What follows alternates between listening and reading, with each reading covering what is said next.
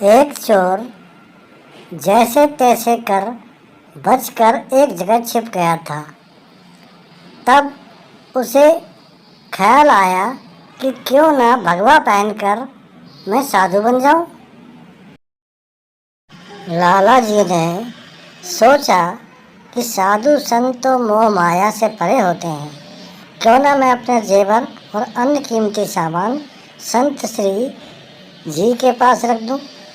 होगा अब लाला जी के जेवरात का। क्या लाला जी को उनका जेवर मिल पाएगा या ये जेवर एक चोर से उन्हें वापस मिल पाएगा? जानने के लिए देखें पूरा वीडियो। शहर में पुलिस ने सभी चोरों की नाक में दम कर रखा था। सभी चोर एक के बाद एक पकड़े जा रहे थे। अफरा तफरी में एक चोर जैसे तैसे कर बच गया था, एक जगह छिप गया था। तभी उसे ख्याल आया कि क्यों ना वो भगवा पहनकर साधु बन जाए। सही तरह से ये दुनिया चोरों को भले ही जूता मारती हो, लेकिन भगवाधारी के पैरों में पड़ी रहती है। इस प्रकार वह चोर साधु बनकर घूमने लगा। घूमते घूमते वह एक गांव में पहुंचा। उस गांव में एक लाला जी रहते थे। लाला जी बड़े ही धार्मिक प्रवृत्ति के थे। जब उन्हें पता चला कि गांव में एक महान संत पधारे हुए हैं, तो वह उनसे मिलने के जिज्ञासा। लाला जी का मुख्य व्यवसाय ज़रूरतमंदों की सहायता करना था। उसके बदले में जो कुछ भी उनके पास होता, उसे लाला जी अपने पास जमानत के तौर पर रख लेते। जब उन्हें पता चला कि गांव की एक चौपाल पर एक साधु संत पधारे हुए हैं, वह बढ़िया प्रवचन देते हैं और बहुत ही पहुँचे हुए संत हैं। सेठ जी संत जी से मिले। उन्होंने अपनी वाक्पटुता से उन्हें काफ़ी प्रभावित किया। लाला जी उनसे मिलकर बहुत ही प्रभावित हुए। वह संत जी जैसे ही वक्त मिलता तो उनसे अवश्य मिलने जाते। लाला जी दिन प्रतिदिन चोरी की खबरों को सुन सुनकर बहुत परेशान हो गए थे। रुकना।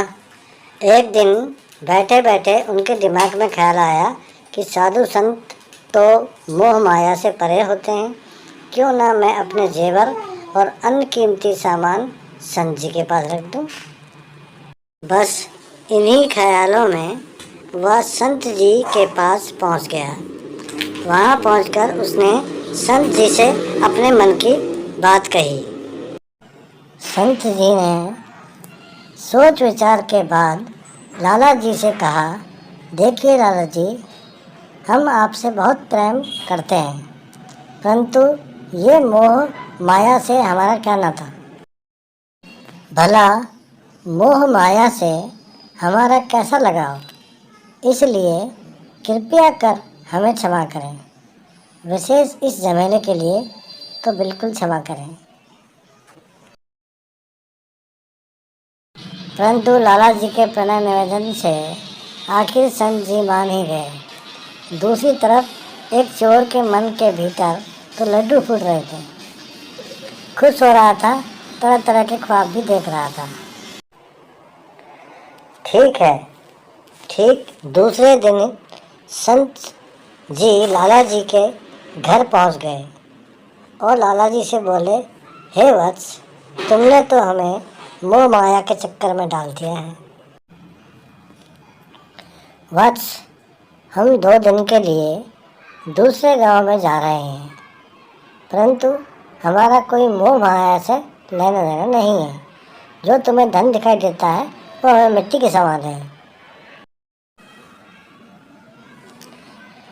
इसलिए है वत्स, हमारा आपसे अनुरोध है कि इस धन को आप सिर्फ 2 दिन के लिए, 2 दिन हेतु अपने निगरानी में रख लें।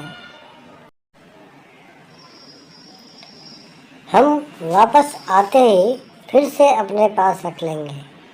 आप अच्छी तरह से जानते हैं कि हम मोह माया से कोई मतलब नहीं है, बस 2 दिन की बात है। परंतु लाला जी ने कहा कि हे पुण्यात्मा, हमारे आदरणीय महात्मा जी, आपका यहाँ आना और धन वापसी की बातें करना आपकी महानता को दर्शाते हैं। इससे आप पर और भी अधिक विश्वास बढ़ जाता है। महात्मा जी, आप अपनी 2 दिवसीय यात्रा करने खुशी से जाएं और मेरे सामान को जिस हाल में है उसी हाल में रहने दें। तदुपरांत महात्मा जी बहुत जिद करने के बाद लाला जी नहीं माने तो हार कर महात्मा जी को ही मानना पड़ा। संत महात्मा जी यात्रा पर निकल गए। उसके बाद रोज चोरियों की खबरें आने लगीं। उनके मुनीम जी ने सारा वाक्य देखा तो इसलिए मुनीम जी ने लाला जी से पूछा, क्या आपने महात्मा जी से अपना दिया हुआ सामान वापस लौटा गए थे? नहीं तो मैंने ही उन्हें ऐसा करने को बाध्य किया था। लाला जी छोटा मुंह बड़ी बात न माने तो मुझे तो महात्मा जी पर भरोसा करना ठीक नहीं लगा। महात्मा जी का बार बार मोह माया से लोभ न बताना तो कुछ ठीक नहीं लगा मुझे, वरना मोह माया की बात को इतना जोर न देता।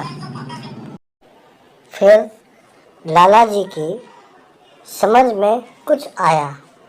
उन्होंने एक मित्र पुलिस वाले से बात की, खोज करने की शुरुआत की। 2 दिन बाद एक बड़ी खबर आई कि थाना महेंद्र नगर में एक संत जी पकड़ा गया है। आप आकर शिनाख्त कर दें। और जब उनके सामने संत जी को लाया गया तो उनके होश उड़ गए। ये क्या? ये तो संत महात्मा जी थे, जिनके पास लाला जी ने अपने जेवर और अन्य कीमती सामान रखे थे। जब उनसे इस बारे में बात की तो संत जी ने उन्हें पहचानने से इनकार कर दिया। लाख कोशिशों के बाद भी संत जी को कुछ भी याद नहीं आया। लाला जी इस हादसे से विचलित हो गए थे। अब उनके हालात ठीक नहीं थे। उन्होंने प्रण कर लिया था कि अब आगे वो आंख बंद करके किसी पर भी विश्वास नहीं करेंगे। The end. महात्मा के वेश में। Thanks for watching. Please like, share and comments and subscribe. Thank you.